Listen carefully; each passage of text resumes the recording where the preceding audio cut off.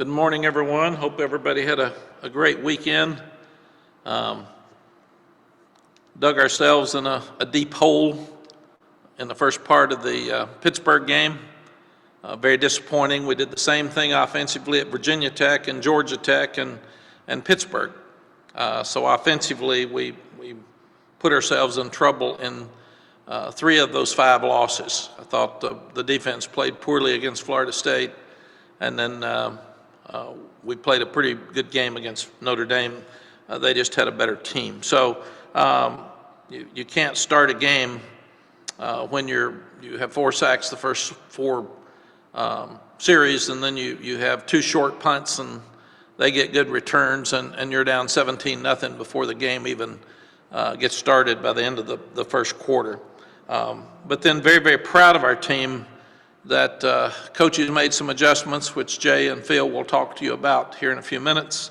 And our guys came back and fought. A lot of teams would have quit.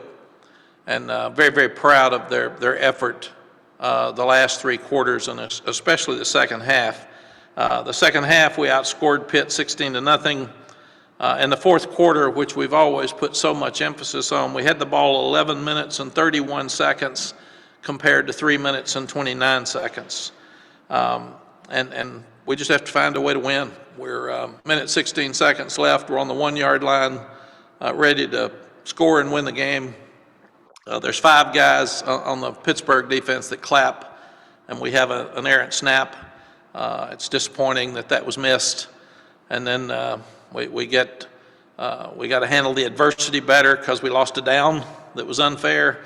Then we come back and have a motion penalty that puts us in bad shape. And then obviously we have a 3rd down pass that goes down to the 3.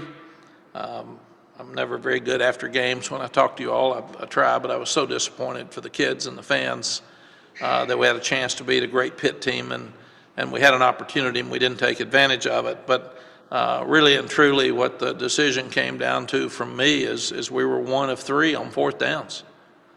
And if we had been 2 of 4 or 3 of 4, 3 of 3, then we go for the 4th down there. But I didn't have confidence that we had missed a 2-point play earlier where we had no chance, and we had missed, we had only made 1 of 3 4th downs. So that's why we went into overtime, and then we didn't play well in the overtime, which was disappointing. But proud that the coaches got the guys to play hard the whole game. Proud that the guys fought hard the whole game. And, you know, we beat Wake Forest, who's leading the Atlantic, and we had a great chance to beat a really good Pitt team on the road that's leading the Coastal. So that's how close we are. I've never been more excited about the future. We got things we got to fix that we haven't. I'm disappointed we haven't. We should have. That's on us as coaches, but the players continue to play, and we'll continue to get better. We're not forcing enough turnovers on defense. We even dropped a pass at the end of the game that would have won again. So we just kept having opportunities that we didn't do it. We are getting more pressure on quarterbacks the last 2 weeks, and that's something we've worked on. Des Evans has come in and putting some good pressure on quarterbacks the last couple of weeks, and we held them to 95 yards rushing, so we're doing a much better job against the run. So defensively, I thought it was our best game, and they held us in the game, and they gave us a chance to win. On special teams, the special teams were all good except for the punts. We've had some poor punts that were short, and they were low and very easy to return. And then we had a couple of penalties on the other side of the kicking game, but must clean those up. Offensively, I looked at the national stats for 3 years with us on both sides of the ball with red zone, 3rd down and 4th down and 2-point plays. And we're right in the middle. So we're average, and that's why we're sitting here 5-5. You got to get better in those areas. So this spring, one thing we're going to do is we're going to start scrimmaging more in situations. We're going to line up and just put the ball down at the 18 or the 20, and because we've got to get better in those areas. We've got to score more touchdowns, and we've got to stop people. So those are things that we've got to pick it up. The other thing that just is driving me nuts, and I don't know why we continue to have too many penalties. And we've got officials at practice. We don't have many in practice, and we have entirely too many in games. So I've got to keep working on that to try to get that stopped. And when I talk about the clapping on the goal line, that's not fair to our kids. That's not whining. The game's fast. It's harder for officials to call than ever before, but I still say that something like that should be taken upstairs. That should be reviewable, because that is a critical point in that ball game, and nobody wanted to miss that.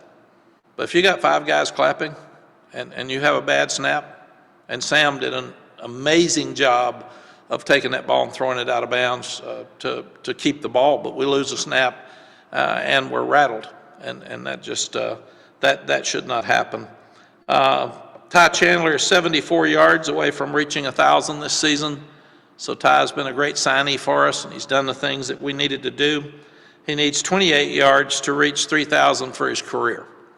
So Ty Chandler has had a great college career at both his programs. Josh Downs needs 113 yards to match Hakeem Nicks's single season receiving record for yards for his 1,222 yards. He needs 14 receptions to match UNC's single season record of 96 catches by Ryan Switzer. So he's in a great position for this weekend. And Sam Howell needs 69 yards to reach 10,000 career passing yards. And he would be the 8th ACC quarterback to pass for more than 10,000 yards. Jeremy will email you the list of seniors who are going to senior day. I will call them out for you here. Grayson Atkins, British Brooks, Adam Buck, Carson Burgess, Ty Chandler, Tamon Fox, who actually came out there for senior day last year and decided to stay when they gave him a year back. So this is his second senior day. Jeremiah Gimmel, Gray Goodwin, Tyrone Hopper, Sam Howell. This will be his last game at Kenan Stadium. Kurion Johnson is looking at the possibilities of coming back. He's looking at some academic things. Nick Makovic, Marcus McKeithen, and both Josh Azudu are going to go through senior day, but they're also getting Coach Moody to look at the evaluations for them with the NFL. If they're drafted high enough, they would like to leave.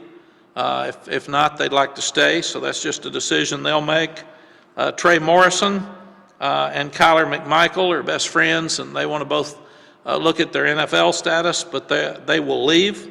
Alex Nobles, Hunter Shope, Jordan Tucker, Ray Vahasek, and Garrett Walston.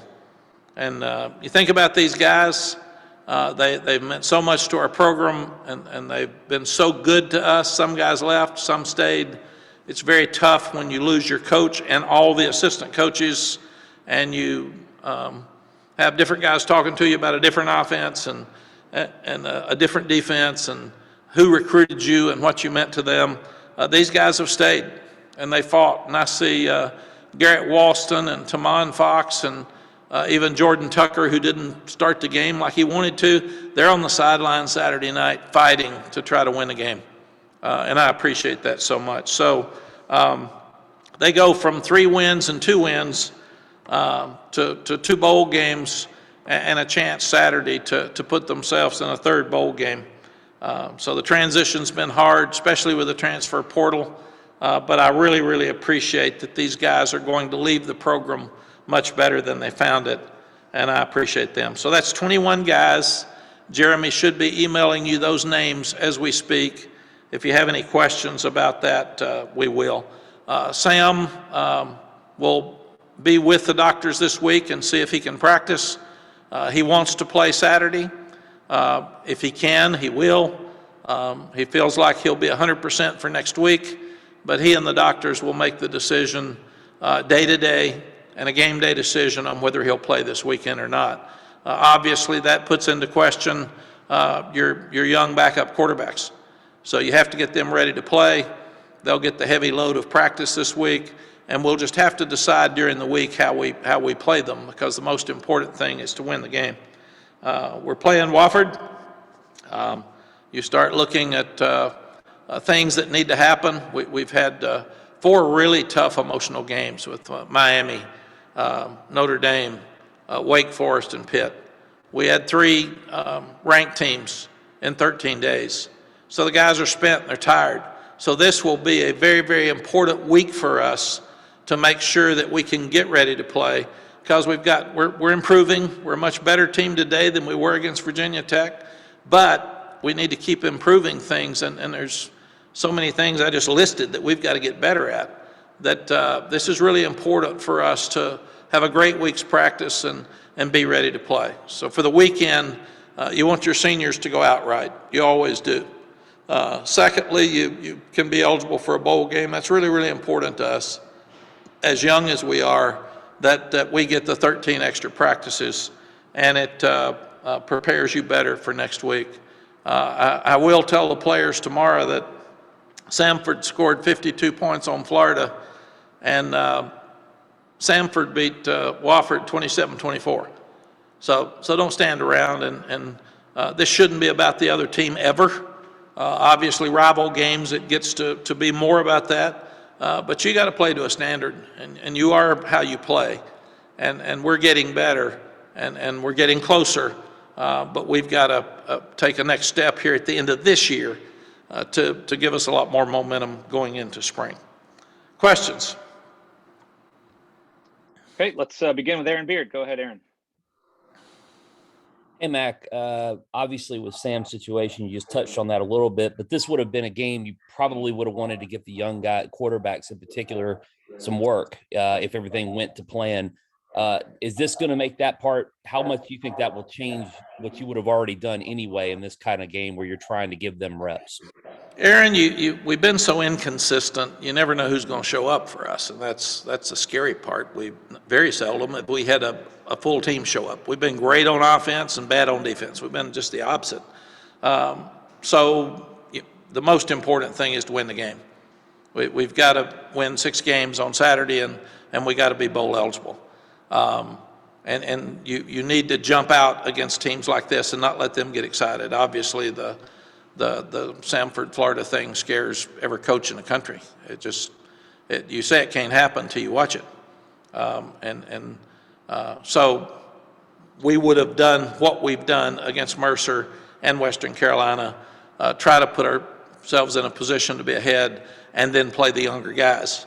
Now, just depending on how Sam does this week, we have to prepare to start the other guys and play them and win the game, and they've never started a game before. So that'll be very, very, very interesting for us. Thanks, Mac. Thank you. Luciano, go ahead. Hey, Coach, I hope you're doing well, and thanks for your time this morning. Thank you. In 4 out of your last 5 games, you have had over 100 yards taken from you because of penalties. You hadn't gone over 69 in any of your first 5 games. What has changed since then, and how are you planning on solving this issue? Yeah, I have to be careful when I talk about officiating. Number one, the last 4 teams have been really good teams. And normally the better athletes you play against, the more likely you are to have some penalties because they're really, really good. Coach Bowden always told me the team with the most penalties is usually the team that wins. And I laughed and said, why? And he said, because most penalties are on offense. And if your offense is moving the ball and scoring a lot of points, then you're going to have more penalties. What we've got to do, we're going to have some penalties. Everybody is. But what we've got to do is we've got to get rid of the stupid penalties, the things that just are lack of discipline. You're going to have some. You're going to have a holding call every now and then, and you may have a pass interference because those are judgment calls. And the other thing that we continue to do, I feel like officiating is harder than ever before because we see more of it, because we've got TV and replays on every call. But I said it once before, I wish you all could see what should have been called and what was called after we get our reports back from the ACC office every Tuesday. I think that'd be more fair to our team and our coaches, but that's not going to happen. So we just got to continue to do the best we can to have fewer penalties. And the other, I'm sorry, Mark, the other thing is, Luciano, is we're an average team, and average teams are affected more by penalties. You got to be good enough that the penalties don't matter. And right now, they're killers. The face mask on 4th and 3 at Notre Dame. The lack of holding call on the 91-yard run at Notre Dame. Saturday's ball on the 1. I mean, those things kill us now because we have to do everything right to win games. And if you're good enough, it doesn't matter. It sounds like whining. Well, we got to get better. So a bad call doesn't keep you from winning the game. Go ahead, AJ. Hey, Coach, you mentioned even going back to August how you need to find ways to get Jacoby and Drake on the field because you had to prepare them for next year. And some of those opportunities that maybe you thought you would have had, you haven't had. So how important is it moving ahead this weekend just to get those guys out there and let them go? Because Drake hasn't thrown a pass in a game in 2 years. Jacoby's thrown 6 in 3 years. So how important is it just to get them out there and just let them go? Yeah, if Sam doesn't play this weekend, this will be the first time that both of them will get to run our offense. And we'll get to see a lot about our future. And Jacoby's been here in January. He will have been here 2 years. And he got a year back from the COVID super senior stuff. Obviously, Drake's just a freshman. And I think Jacoby's played in 3 games, so this would be his 4th, and Drake's played in 2 games. So you've got to look at winning the game. You've got to look at would one of them need to play in the next 2 games after this if you get to a bowl game, and then how important is redshirting. So a lot of decision making is going to go into this week and the next couple of weeks about the 2 quarterbacks because we think they're both really good. They're both very talented. And as you said, Andrew, they need work.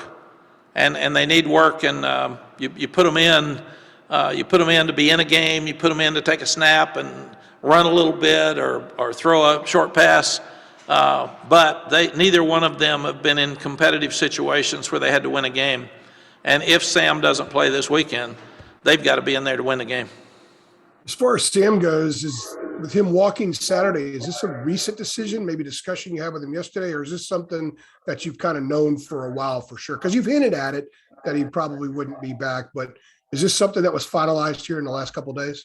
Yes. We ask all of our players really on open date, on bye week, and then we ask again last week. I told the guys, I don't want to tell you all something today, and then they come in Wednesday and tell me, well, I've decided to leave.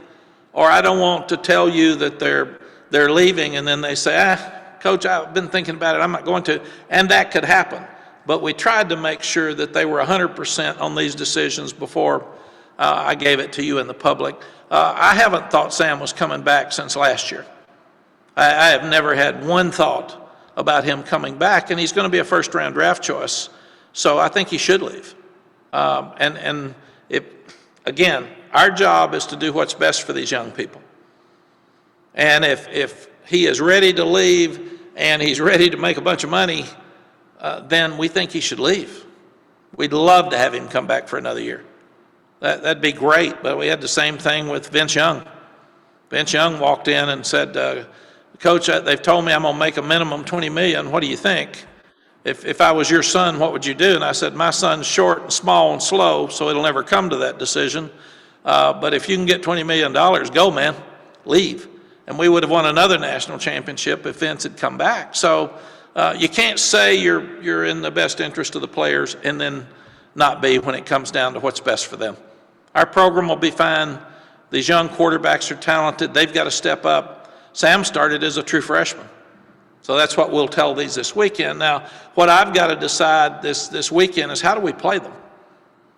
If Sam doesn't play, who goes in first? How long do they stay? Do you leave one? Do you have the other? Because you want both of them to have a chance to show what they can do, but you still need to win the game.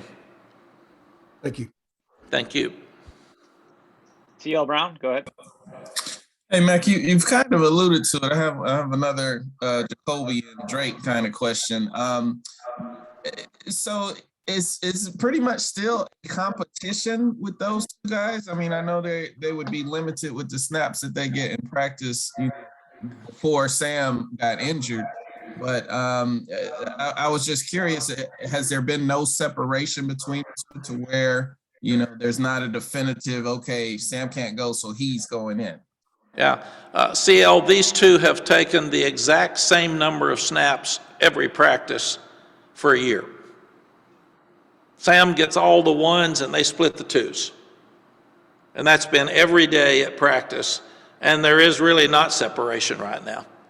And when we've put somebody in before, we've put Jacoby in first. He's been around longer, he's older. But we'll have to make the decision, how do you win the game on Saturday? And how do you get these quarterbacks the best work? Because they could have to play at any time. So as Aaron said, that this is, in a weird way, we're forced to play them. So you'll get less sleep this week and be excited to watch them play. And that's another reason the fans need to come out and say thank you to these seniors. They need to say thank you to Sam. We will not know whether he's going to play till the end of the week or not. That'll be his decision. I told him that yesterday. Said I'd love for him to play some if he can, but obviously if he and the doctors decide that he needs some more rest, then he wouldn't play.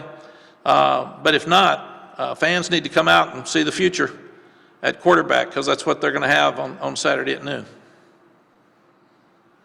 Thank you. Okay. Thank you. Excuse me. Jasmine Baker, go ahead. Hey, Coach. You spoke about the comebacks, and not only this season and forcing Pitt to overtime, but also last season with the Women's League. What are you saying to your guys at halftime that we're seeing such a transformation to become such a dominant second half? What kind of adjustments are you personally telling the guys to make? Jasmine, we had a situation at Texas where we were down 35-14 at home to Oklahoma State. And we scored with 4 seconds left in the half to get to 14. And we were getting booed, and everybody thought we were fired. And I'd had a situation come up when I was at Oklahoma that we got down to Kansas, and I yelled at the players, and I told them how bad they were, and I told them they could get beat, and I told them they could get beat, and I told them they could get beat. Well, we were number 1 or 2 in the country, and Kansas was awful, and we got beat. And we got beat like 33-14 or something. It was awful. And we're on the plane going home, and Coach Switzer sat next to me, and I said, Coach, I'm sorry, we absolutely blew the game, and offensively we were awful. And he said, you know what?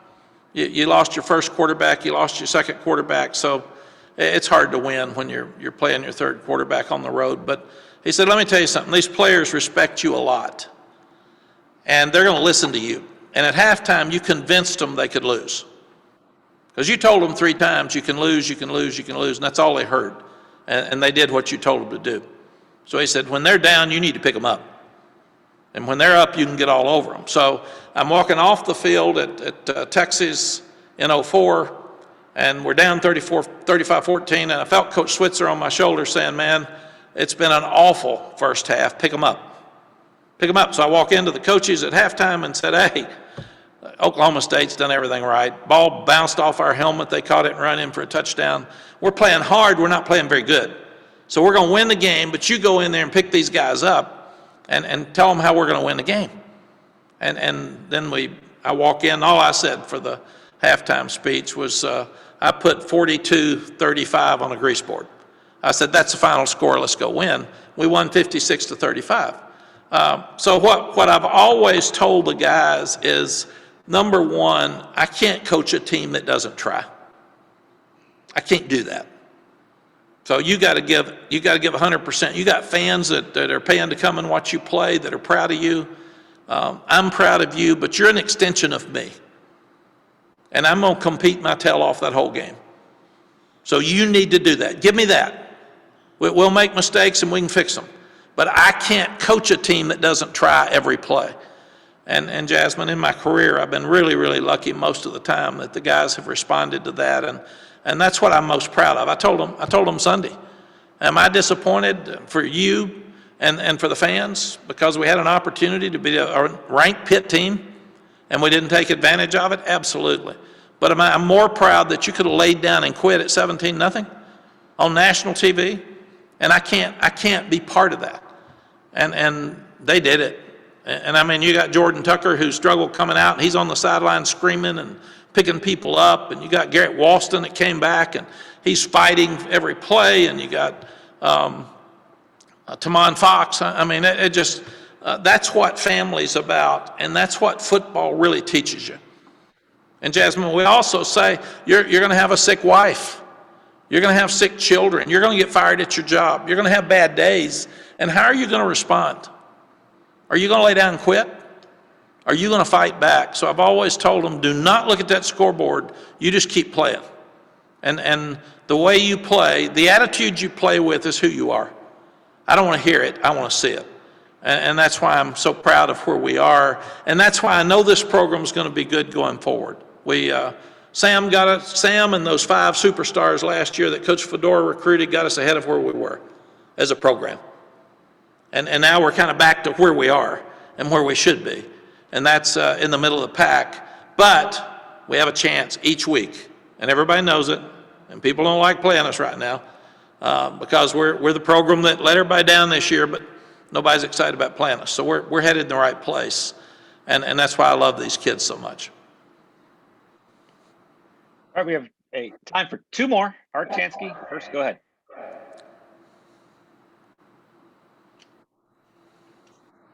Hey, Mack, you hear me? Yes, sir. Yeah, you mentioned redshirting, and Storm is an interesting subject on that matter. What does he have to do to make this year a redshirt year? And is he a guy that could be a 6-year player who might need all those years because he missed so much football? Art, it's a great question. Number one, you can play in 4 games per year and still redshirt, which I think was a tremendous change in the rules by the NCAA. I would like for them now to say you can play in 4 regular season games and a bowl game, because we're seeing enough young people opt out of bowl games that you're going to need more people for bowl games. And you could still redshirt by putting a freshman in your bowl game to have enough people to be safe. Storm is, if Storm can stay healthy, Storm will be an NFL guy. So he'll probably leave as soon as he's eligible to leave for the draft. So I would not think the extra COVID year makes it crazy. See, Jacoby Criswell got the extra COVID year, so he's actually the same age as Drake May. But he's been here 2 years. He's still a freshman. So it's just crazy when you're trying to look at roster management. When you're looking at will Q Johnson, Marcus McKeith, and Josh Azudu come back or not. It's going to be based on evaluations. So we're sitting here right now. We could lose 3 starting offensive linemen, 4 because Jordan Tucker's leaving. With roster management, we're sitting here not understanding who we'll have in January. And we won't know that until after the December signing date. So the thing that we've told Storms, just play and get better and have fun and continue to work. With Kyler McMichael leaving, you've got Don Chapman that got hurt. You've got Day Hollins that got hurt. But right now, Storm and Tony would be your corners starting for next spring for sure. All right, we'll close up today with Jim Noble. Go ahead, Jim. Coach, noting what you said about Sanford in Florida, how hard is it when these guys look up Wofford and they see 1-9 winless in the SoCon? How hard is it to convince your guys that this will actually be a game on Saturday? Well, the biggest thing is it can't be about who we play, Jim. It's got to be about us. And when our program gets where it needs to be, our fans have to come and see us play. It can't be about, this is a big game, this is not. Every home game should be a sellout. And they need to come and see Carolina play. When we're playing, we have enough things, Jim, we've got to fix, that this isn't about Wofford. This is about us fixing it. Now, this is the last year that we're playing an FCS school late in the year. And Coach Fedora wanted it, and I understand it, and I think it's a great idea. I would rather do it at the first of the year because we're normally going to be a better team at the end of the year than the beginning of the year, and especially now with the NCAA rules limiting how much you can hit. more people are that way. So we're opening up with Florida A&M at home, and I think the week before the season starts next year, which we had to get special permission to do, and that'll be a special day at home for us. But the point, Jim, is so well taken, and I'll talk to the team more about this tomorrow. They've been spent. You play Miami, last second win. You play Notre Dame, fourth quarter loss on the road, hard night game. You play Wake Forest, a bunch of plays, emotionally spent, worn out, and win. And then you go on a short week and play at Pittsburgh. So this would be a perfect time for us to be flat. It's a perfect time. So what I'm going to tell them is good teams play, and they play every week. And you've got to be playing to a standard. It's got to be about you. We've got things we've got to fix. It's got to be about getting better. And we don't have a week that we can't go out there with emotion and play. And I think, Jim, that's what makes this a unique and special week for us. Have we grown up? Are we getting better? Can we play because we like to play? Can we play because we need to improve and get better? Or are we going to stand around and everybody talk about our opponents struggle some and stand around and not play well on Saturday? And that cannot be who we are. We have got to play well this week, and that's critical. We've got to practice well this week. We've got to help these young quarterbacks if Sam doesn't play. The defense has to step up and get them the ball back. The offense has to give them time to get comfortable. So that's the exciting thing about this week. This is definitely not a week that we can stand around. We've got too much to do to get better. All right, Coach, thanks for a few minutes this morning. Thanks, folks, and I'll see you Wednesday.